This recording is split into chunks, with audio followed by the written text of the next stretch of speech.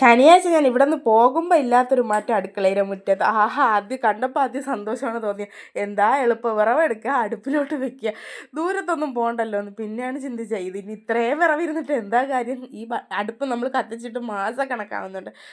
പുകയില്ലാത്ത അടുപ്പ് എന്നാണ് പേരെങ്കിലും സാധനം കത്തിച്ച് കഴിഞ്ഞാൽ വീടിനകത്തും പുറത്ത് നിൽക്കാൻ വയ്യാത്ത അവസ്ഥയാണ്. ചില സമയം ഉമ്മ പറയും തല്ലിപ്പിടിച്ച് ദൂരെ കളഞ്ഞിട്ട് സാധാ അടുപ്പെങ്ങാനും മേടിച്ച് വയ്ക്കണമെന്ന്.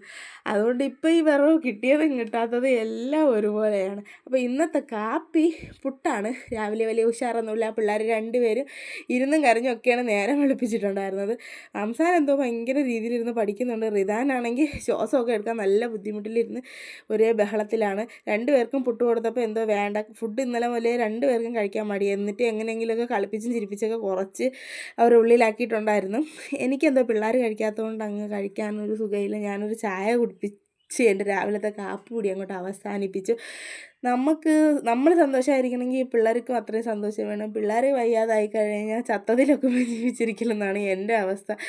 എന്തായാലും റിദാൻ ഒട്ടും തന്നെ വയ്യ. സാധാരണ മരുന്ന് കൊടുക്കാൻ വിളിക്കുമ്പോഴത്തേക്കും വരാണ്ട് കരഞ്ഞുകൊണ്ട് ഓടുന്ന എൻ്റെ റിദാൻ ഒരാൾ പിടിക്കണം, ഒരാൾ മരുന്ന് കൊടുക്കണം, അതാണ് അവസ്ഥ.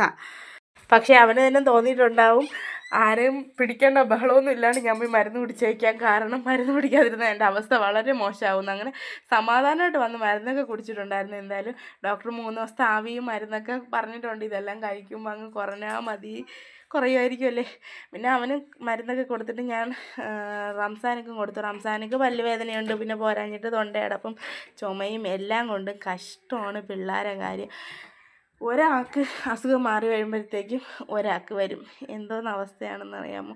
എനിക്കാണെങ്കിൽ ഒരു മൂടും ഇല്ല രാവിലെ രണ്ടുപേരെ അവസ്ഥ കണ്ടിട്ട്. റിദാനാണെങ്കിൽ വലിയ ആൾക്കാരൊക്കെ ശ്വാസം എടുക്കാൻ വേണ്ടിയിട്ട് ബുദ്ധിമുട്ടും പോലെ കിടന്നിങ്ങനെ ബുദ്ധിമുട്ടിക്കൊണ്ടിരിക്കും. ഇനിയിപ്പോൾ പറഞ്ഞിട്ട് കാര്യമില്ല.